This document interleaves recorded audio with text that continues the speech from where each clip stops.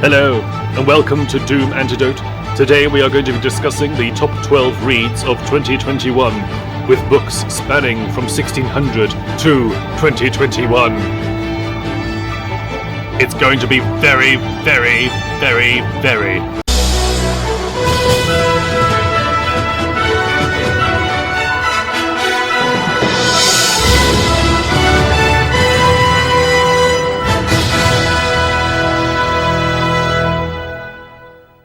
Hello, my name's Ben, and today I want to talk about the top 12 books that I read in 2021. So why top 12 and not top 10? Well, because it's too bad. And also, the way we're going to do it is I've got 6 classic and backlist books that I want to talk about, and then I've got 6 new releases that I want to talk about. So here we go. So, and the way that we're going to do this is, so I haven't ranked them, so I'm not going to do it from least favourite to favourite, because I just can't, I can't decide that, and, you know, who knows. So the way that we're going to do it is I'm going to do it by publication order. So yeah, we're going to go from the earliest book published to the nearest book.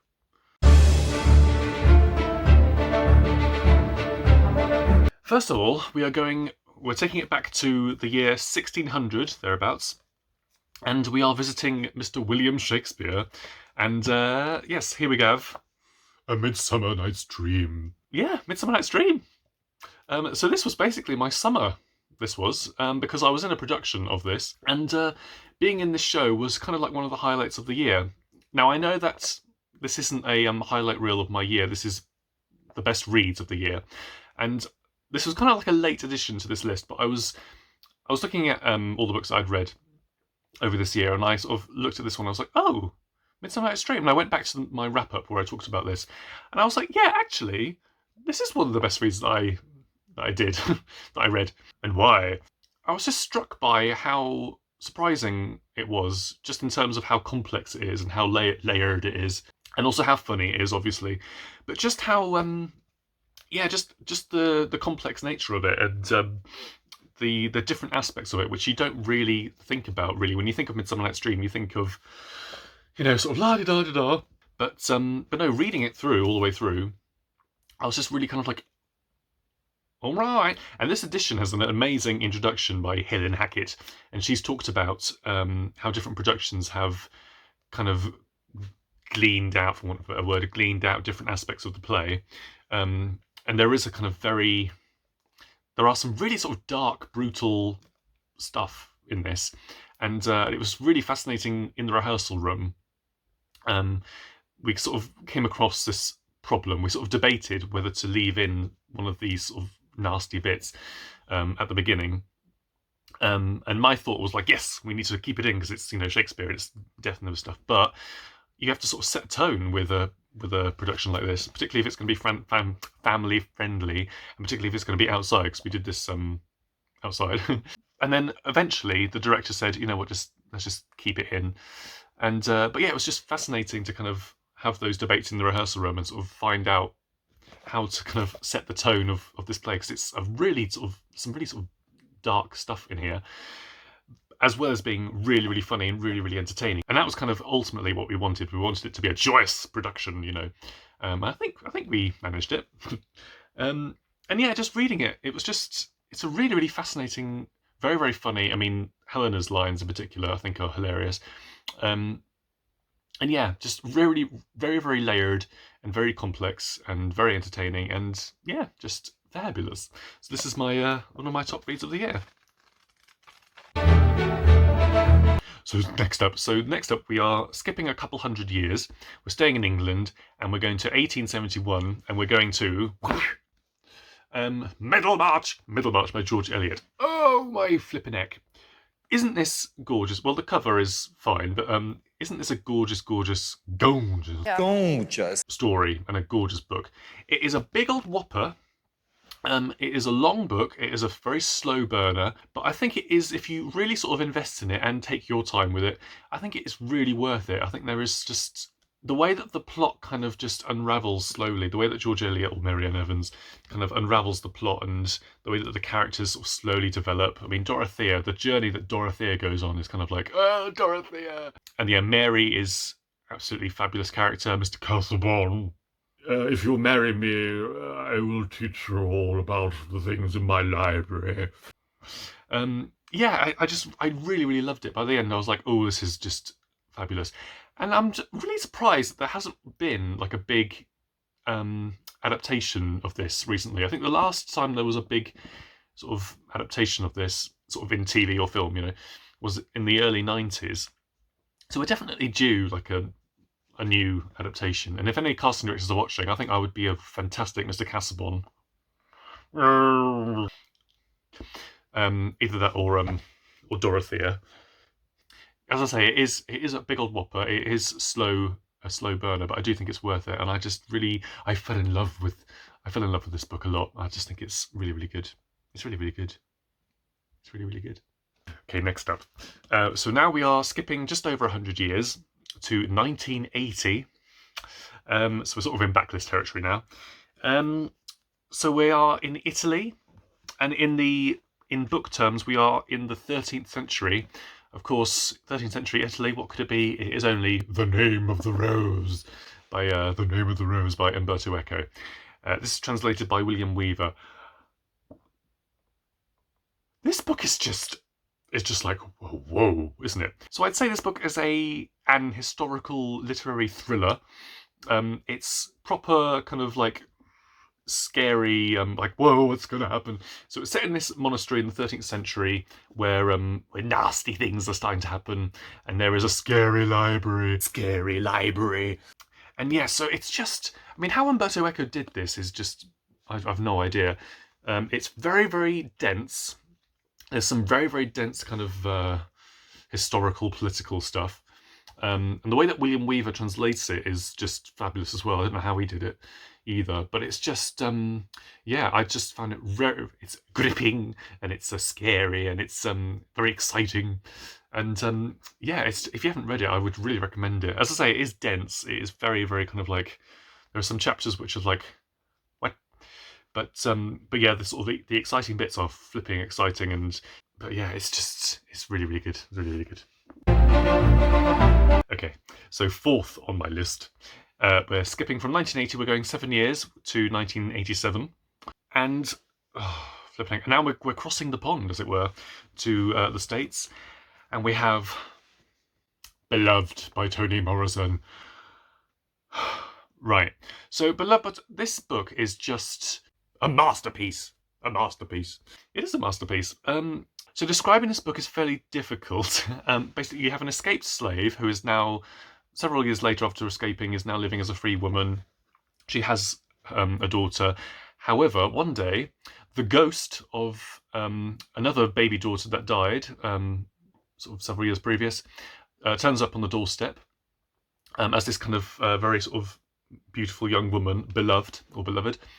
And yes, and she basically develops this very toxic, intense relationship with her mother, and things go down. So again, I don't know how Toni Morrison did this. It is a weird book. It's a book about, it talks about grief, and it talks about racism, of course, and it talks about sort of the history of things. But the way it talks about this kind of the tragedies of your past coming to haunt you, it's just really, really good. And and it is, I think I said this in my wrap up, it is sentence by sentence wowzers. It's just like, it's just phenomenal, this book. I do think it's a masterpiece.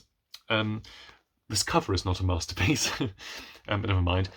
It's a very intense book. It's a very, very brutal book. I mean, we have these flashbacks when she is a slave, and it's sort of like the worst of the worst of the worst. So yeah, very brutal, very kind of like, and yes, but just phenomenal. I really, if you haven't read this, then just like, very, very much do. And I'm very excited because I do have more Toni Morrison to read next year, and I'm very, very eager to read that, because I just think that she is a phenomenal writer, and just, yeah, she just manages. I mean, this book is weird. I mean, it is a weird story, but yeah, I just thought it was so powerful and just so like, ooh. So yes, this had to be on the list, basically. Right, next up, so we're skipping another 6 years. We're going to 1993, and here we have The Parable of the Sower by Octavia E. Butler. So I don't read a lot. So I don't read a lot of dystopian fiction, but I was really interested to read this because once I heard what it was, because this is a book that was published in the early 90s. It's a dystopian novel, and it is set in the 2020s. So I was just very sort of like intrigued by it. And I was not prepared for this book. I mean, first of all, this cover does not do this book justice on how utterly brutal and nasty the book can be. So it's a dystopian novel.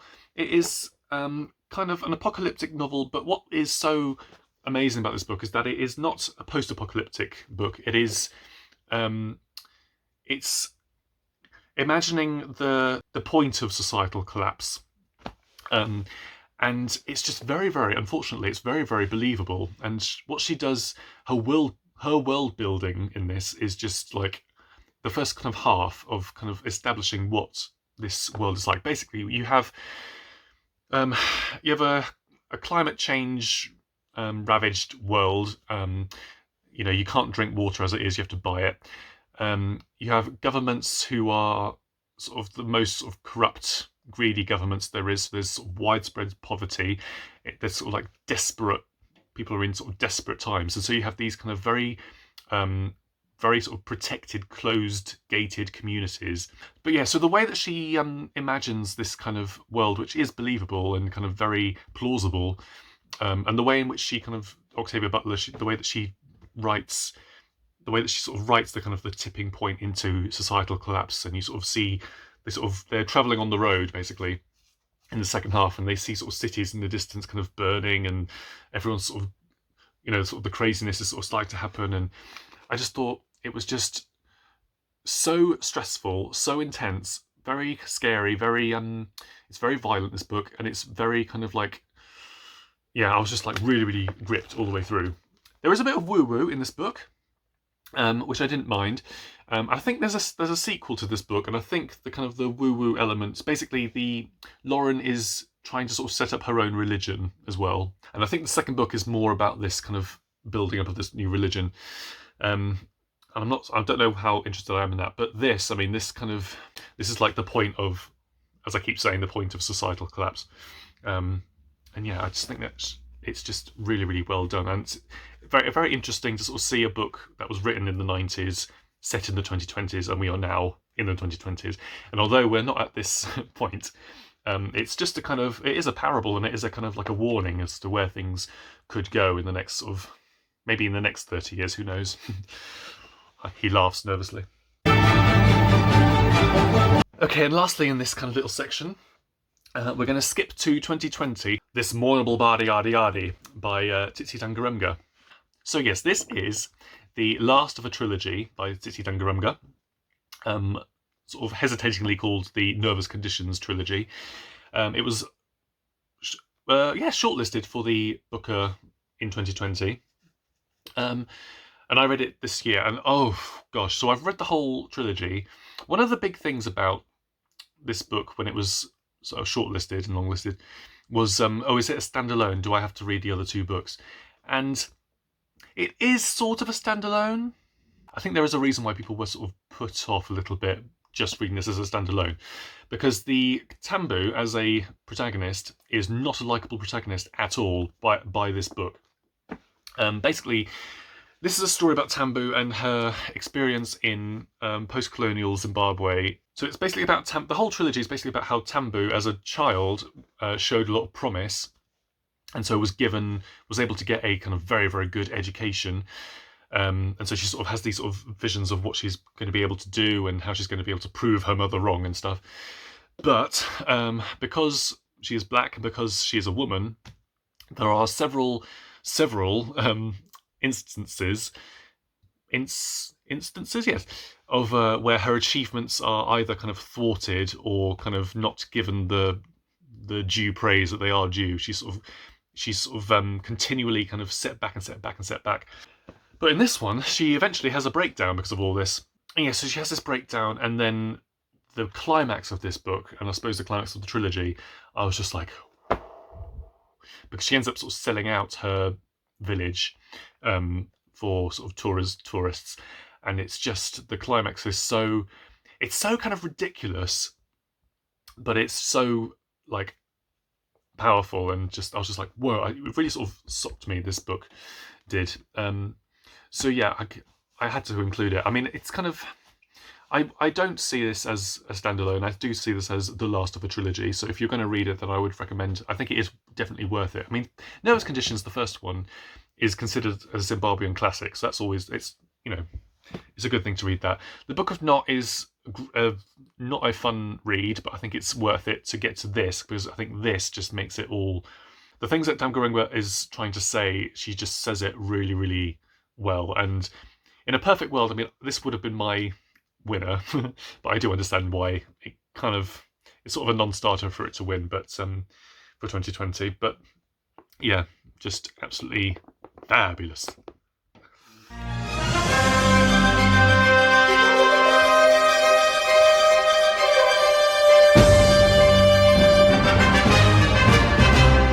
Okay, so now we're red lorry, yellow lorry. Okay, now we are in part 2, and we are in the new releases. So yeah, 6 new releases. So again, we're going to do the same thing. I'm going to go through chronological order on when they were published. So January of 2021, this book was published, and it caused a big old stir. This is Detransition by Torrey Peters. Right, okay, so this book tested me a lot. It really challenged my preconceptions. It really challenged my sort of prejudgments as well. It's a very, very complex, very stressful, very kind of like what book. Yeah, it's a very stressful book. It's talking about these three. It's basically a love triangle between these three characters: a cis woman, a trans woman, and a man who has detransitioned from being a trans woman. And it's about them trying to navigate how they are going to kind of co-parent this child that the cis woman is carrying, and it is so kind of confrontational. It's very uncomfortable. That's the word I'm looking for. It's very uncomfortable, this book, and as I say, it really tested me, and it really kind of made me think a lot about my kind of my understanding of gender and my understanding of what it is to be a woman, just in general, and also what it is to be a trans woman, and and all the rest of it. It was just really, really fascinating. I think what Torrey Peters has done is kind of like I sort of see it as a sort of brave thing that she did as well, because she is a trans woman herself, but the way that she depicts the trans woman character, I think her name is Ames, is it? Reese, okay. Yeah, the way that she writes this trans woman character, she's not particularly likable, and she has some very sort of bold ideas and bold kind of things. Yeah, she's just got a lot to say, Torrey Peters, about a load of stuff, and it's just a really fascinating and kind of confrontational book. And I can understand why people were upset, not only because of stupid people being stupid, but also because it's just a very it's an uncomfortable read, but I just thought it was so well done and so sort of powerfully done. It's just the things that I learnt reading it and the things that I kind of took away from it. I just thought it was really, really fabulous. So of course it had to be here. Next, we're going to February of 2021, and we have Open Water by Caleb Azumah Nelson. Okay, so I can't say this year a book didn't make me cry this year. However, this book did make me misty-eyed. This is a beautiful love story. So yeah, it's kind of like a Tale as Old as Time love story between these two friends. They're both kind of artists in their own sort of way. She's a dancer, he's a photographer, I think that's right.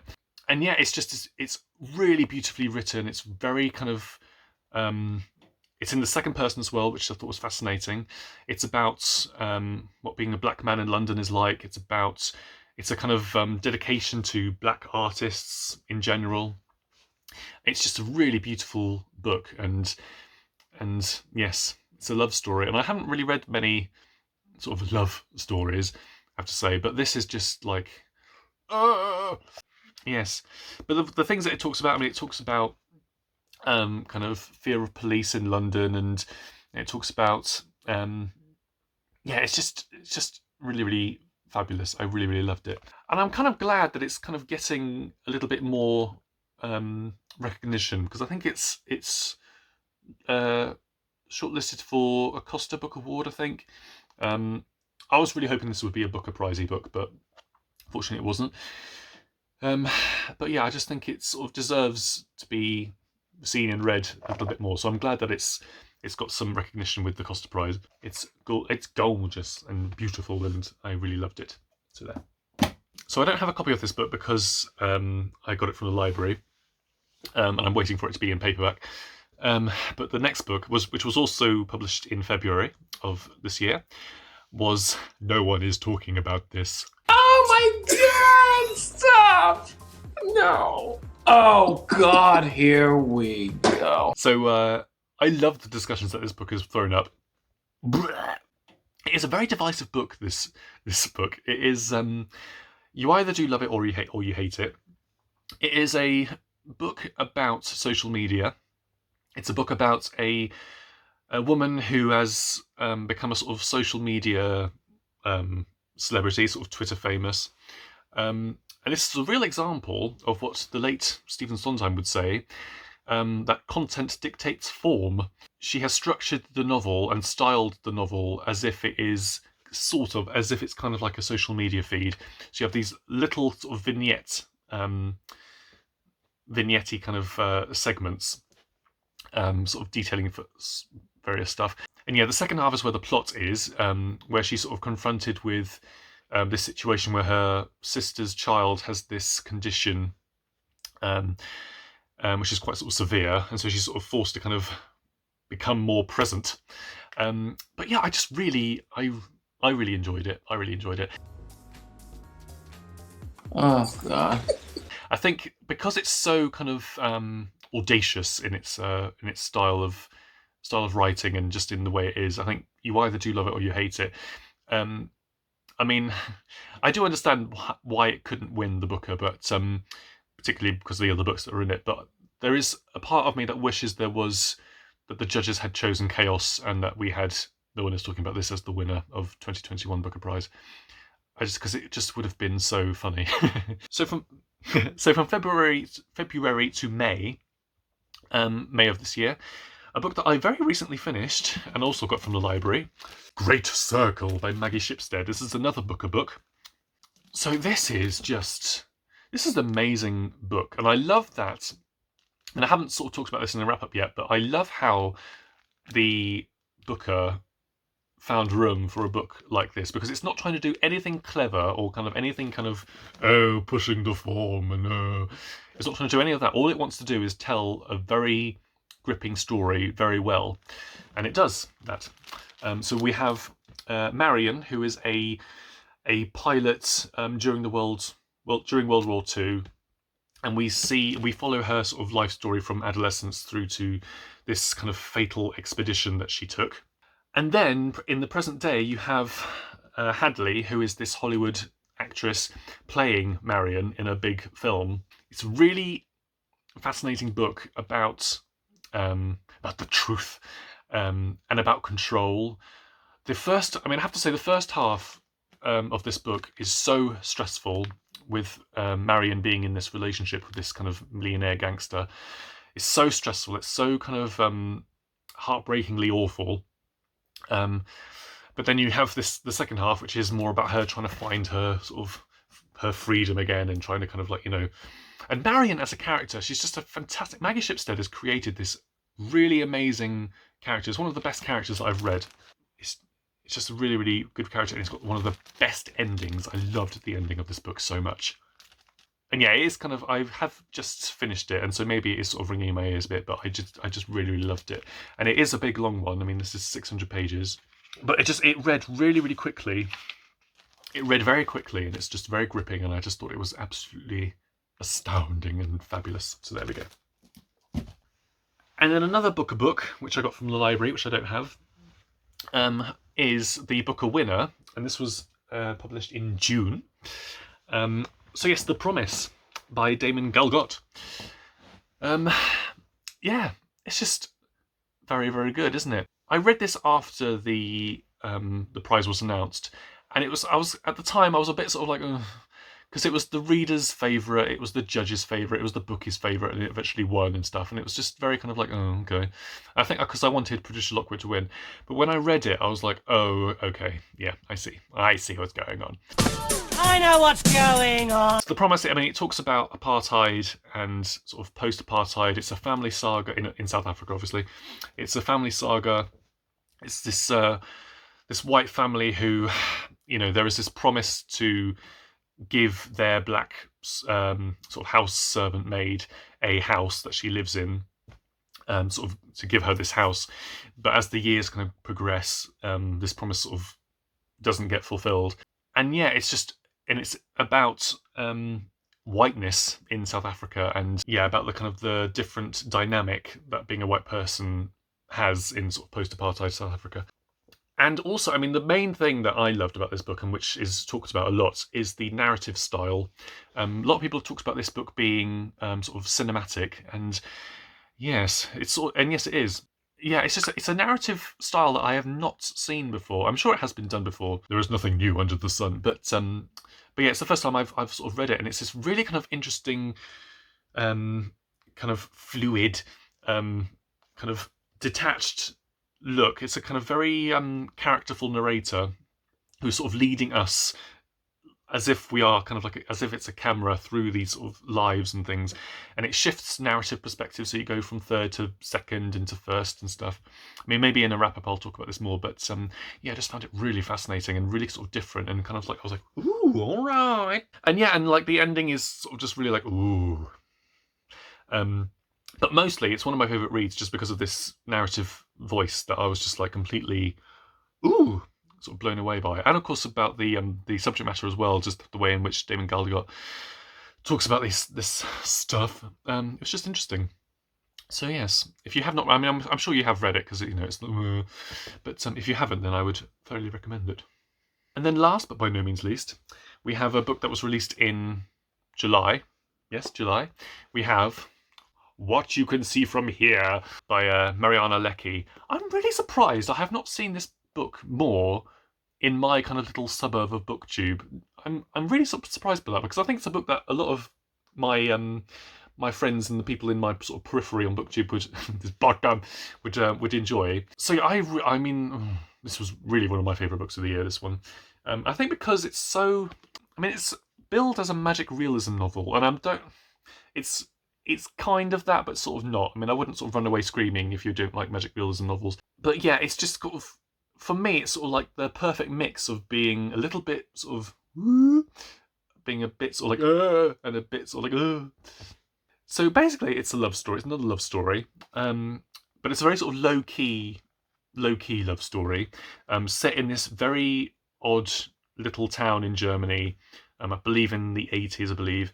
It's got a fantastic cast of characters, very sort of eccentric, off-centre characters. It's a really sort of weird central premise to the plot about this woman who, whenever she dreams of an okapi, someone in the village dies. I really loved it. I really, really loved it. And yeah, I am surprised that I haven't sort of seen more of my friends on BookTube read it, because I would very much recommend it, because I do loved it so much. Life, Love, Death and Hope. Yes. Life, Love, Death and Hope. It's translated by Tess Lewis from the German. And yeah, it's weird. It is funny. It is kind of low stakes. There's nothing sort of very, very nasty in it. There's tragic bits in it, but there's nothing kind of like in it. It's just very kind of good. I very liked it. So there we go. There's my top 12. So do I have a favourite of the bunch?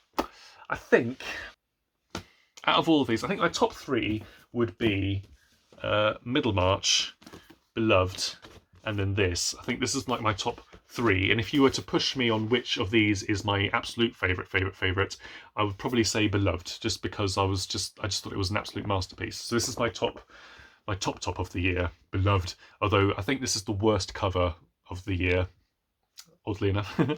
So yes, go and read some Toni Morrison. So it just remains for me to say thank you so much for watching if you've been watching. Thank you so much for watching if you've been watching over the year. It's been a very fun year for me with reading, so I hope that this new year is going to be okay for you, and I hope all your dreams come true. Anyway, see you later. Bye-bye.